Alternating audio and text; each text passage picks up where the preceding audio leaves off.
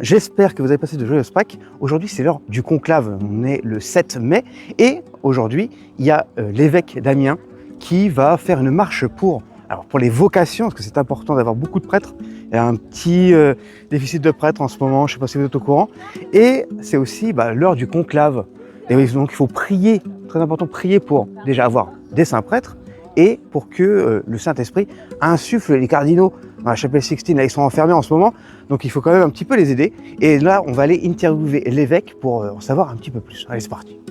Alors, avec le service des vocations du diocèse, ils ont organisé, et je les rejoins, une marche qui va partir maintenant, donc ce mercredi 7 mai, à 15h pour rejoindre Corbie, puis Albert.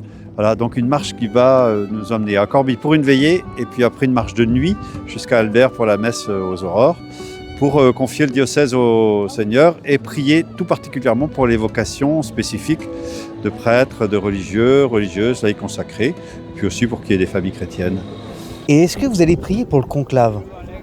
Ça, on le fait tous les jours depuis que le Saint-Père est décédé, depuis qu'on est en attente du pape. On se confie complètement à l'Esprit Saint, surtout que là, maintenant, ils sont enfermés, donc, enfin presque.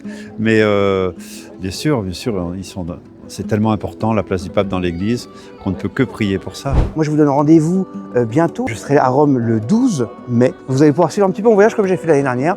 Et l'année encore d'avant. En tout cas, c'est important de prier pour les vocations et pour le conclave. Et surtout, n'oubliez pas, Jésus vous aime. À bientôt!